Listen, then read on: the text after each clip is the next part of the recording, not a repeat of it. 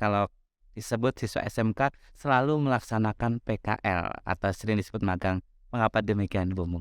Berarti PKL itu hanya dilaksanakan oleh siswa SMK saja ya? Siapa yang nanti yang menentukan anak ini tempatnya di sini? Apakah boleh misalkan, "Bu, saya ini mau magang atau PKL di tempat ini," atau bagaimana prosesnya?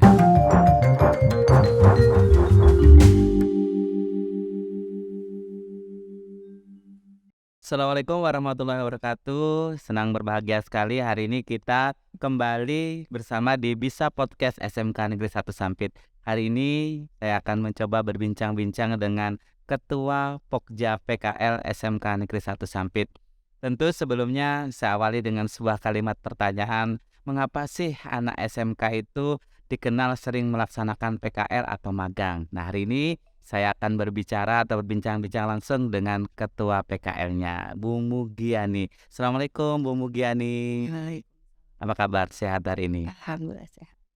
Hari ini Bu Mugi meluangkan waktu untuk ngobrol bersama saya. Terima kasih sekali. Hari ini kita akan coba berbincang-bincang tentang pelaksanaan PKL SMK 1. Memang kalau siswa SMK, kalau disebut siswa SMK selalu melaksanakan PKL atau sering disebut magang. Mengapa demikian, Bu? Eee, Sebelumnya bismillahirrahmanirrahim. Jadi, yang namanya SMK itu kan sekolah menengah kejuruan gitu ya. Jadi memang dari pemerintah sudah dibuat regulasi, yang membedakan antara siswa SMK dengan SMA itu adalah di prakteknya. Di pembelajaran pun mereka 70% praktek dan 30% teori. Nah, untuk mendukung itu semuanya, maka pemerintah membuat regulasi agar siswa SMK itu melakukan praktek. Berarti PKL itu hanya dilaksanakan oleh siswa SMK saja ya? Iya, betul. Sebagai implementasi pembelajaran tadi yang 30 Persen teori. 70 Ya, praktek, mereka harus ada PKL. iya. Jadi di sekolah itu ada prakteknya 70%, kemudian nanti diperkuat lagi prakteknya dengan bekerja sama dengan Iduka seperti itu. Kemudian kalau di SMK, terutama di sekolah SMK 1 banyak jurusan ini. Gimana sih Bu Mugiani selaku ketua kemarin menyiapkan anak-anak ini supaya bisa diterima oleh orang-orang yang atau iduka begitu? Apakah ada persiapan khusus atau hal-hal yang harus dilakukan supaya anak-anak itu benar-benar bisa dengan baik melaksanakan PKL di dunia industri, dunia usaha begitu? Iya, terima kasih atas pertanyaannya. Jadi, untuk melaksanakan PKL itu ada beberapa tahapannya. Nanti, kita ada timnya gitu ya, tim panitia atau pokja PKL. Di dalamnya juga ada humasnya, sehingga nanti, dari humas sendiri kan memang sudah ada MOU gitu ya, kerjasama dengan setiap iduka yang kira-kira cocok atau apa ya, sesuai gitu ya dengan jurusan. Kemudian di dalam pokja itu juga ada ketua jurusan atau ketua program studi keahlian. Nah, di situ kita kan ada koordinasi, ada komunikasi, dengan tim guru juga, dengan tim guru kejuruan. Di sana kita akan ada namanya tahap pemilahan gitu ya, mana-mana iduka yang sesuai dengan jurusannya masing-masing. Nah, kalau menurut jurusan itu sudah sesuai, tinggal kita tindak lanjuti dengan, penjajakan atau komunikasi dengan mereka lah, komunikasi dengan mereka sehingga, memperbesar peluang agar siswa SMK itu bisa diterima PKL di tempat yang kita tentukan. Kemudian tentu kan banyak siswa, banyak juga tempat yang digunakan untuk PKL. Siapa yang nanti yang menentukan anak ini tempatnya di sini?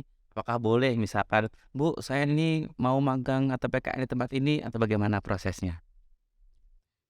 Kalau, untuk proses penetapannya ya, siapa di mana gitu ya, siswa si A PKL di mana gitu, keputusan akhirnya ada di Pokja. Cuman sebelum ditetapkan itu ada proses gitu ya, untuk siswa itu saya perbolehkan untuk mengajukan apa ya, keinginan gitu ya, aspirasinya gitu ya.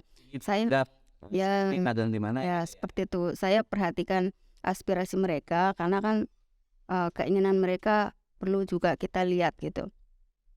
Tidak sepenuhnya apa ya namanya, otoritas kita aja sebagai guru, tapi saya tetap perhatikan siswa, apa keinginan siswa. Sehingga, eee, kemarin pada saat sebelum anak-anak berangkat dan anak-anak ditetapkan magangnya di mana itu, saya koordinasi dengan wali kelas, tolong apa namanya, digali aspirasi siswa itu maunya PKL di mana. Nah setelah, kita peroleh data aspirasi mereka, baru nanti dengan wali kelas, dengan ketua jurusan itu kita diskusikan, si A ini layak atau tidak gitu ya, cocoknya di mana. Jadi kita pertimbangkan, banyak hal gitu ya, beberapa faktor, untuk kemudian menetapkan siswa itu magangnya di mana. Nah hasilnya itu, banyak yang akhirnya mereka PKL sesuai dengan aspirasi mereka. Ada juga beberapa yang akhirnya nggak sesuai, tapi kita kasih pengertian ke mereka sehingga mereka bisa mengerti dan bisa menerima gitu. Berarti juga memperhatikan, berapa dunia usaha yang menerima dulu ya, Oh iya, menerima berapa orang, baru kita sesuaikan juga dengan jumlah anak yang melaksanakan PKL. ya Dari di da ya, dari beberapa anak yang melaksanakan PKL itu kira-kira berapa persen sih Bu yang selalu sesuai dengan permintaannya, ada yang sesuai dengan jurusannya, kadang tidak sesuai dengan keinginan itu, kalau dikalkulasikan ada berapa persen persentasinya? eee, kalau kira-kira mungkin ada 80% kali ya, karena kan, ketika kita menggali aspirasi mereka, itu kita sudah sajikan data ke mereka. Jadi misalnya, untuk Iduka Hipermat gitu ya. Saya potong sedikit, apakah sebelum menanyakan, aspirasi tadi, Ibu sudah punya data di mana tempat melaksanakan PKL yang menerima, atau ditanya dulu baru menyesuaikan dengan yang diterima? Kita kita ini dulu kita kan pakai data yang lama, data yang sebelumnya gitu ya. Jadi Data lama yang ya ya betul, yang menerima ya heeh. Jadi misalnya Hipermat itu biasanya menerima 10 gitu ya. Jadi kita berikan data ke siswa, ini Hipermat ada peluang PKL 10 orang, silahkan yang ada keinginan PKL di situ. Begitu juga dengan Iduka yang lain gitu. Nah nanti pada akhirnya misalnya ada informasi atau konfirmasi dari Iduka itu berbeda, nah kita sesuaikan lagi gitu.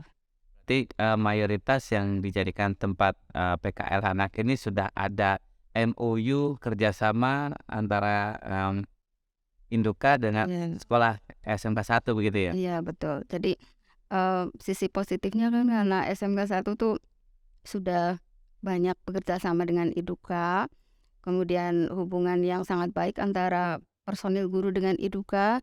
Jadi ketika kita menginginkan kerjasama termasuk PKL itu cenderung lebih lebih ada kemudahan seperti itu. Dari sekian banyak idukan, biasanya setiap tahun itu kan ada yang memohon, kadang-kadang juga ada yang, "Oh jangan dulu." Biasanya apa yang menjadi pertimbangan seperti itu? Untuk misalnya Iduka yang tidak kita penuhi seperti itu atau Iya, gimana? kadang-kadang kita ada yang, "Oh minta baru nih," kita beriin. Terkadang yang sudah ada, "Oh jangan di sana lagi," dan lain-lain, atau mungkin ada yang, ditempatkan lagi di situ, ada yang tidak, ada yang menambah tempat baru, atau dipindah ke indukan yang lain. Nah itu biasanya yang jadi pertimbangan apa? Pertimbangannya efektivitas ya. Jadi, kita Pokja itu kan ada ketua jurusan di situ, kemudian ada ada guru kejuruan yang di mana mereka itu pasti kan menjadi pembimbing. Nah, dari pembimbing-pembimbing itu akan ada informasi seperti apa efektivitas siswa ketika PKL di sana. Nah, informasi yang seperti itu dibahas di Pokja, di ketua jurusan dan gurunya masing-masing, itu untuk menentukan untuk melakukan evaluasi kira-kira tempat Iduka yang A misalnya gitu ya, itu ke depan itu akan kita lanjutkan atau tidak gitu. Jadi kan karena kan, yang jelas efektivitas, ketika siswa PKL di sana apakah, sesuai dengan jurusannya, kemudian juga apa namanya, sikap mereka, apresiasi mereka terhadap siswa seperti apa gitu. Jadi pertimbangan ya, apakah anak, tahun depan IDUKA ini dijadikan tempat PKL lagi atau tidak, salah satunya seperti itu. Ataupun mungkin juga, karena adanya mungkin anak merasa tidak sesuai dengan jurusan, sehingga memang harus dicarikan, sesuai dengan kompetensi keahliannya begitu.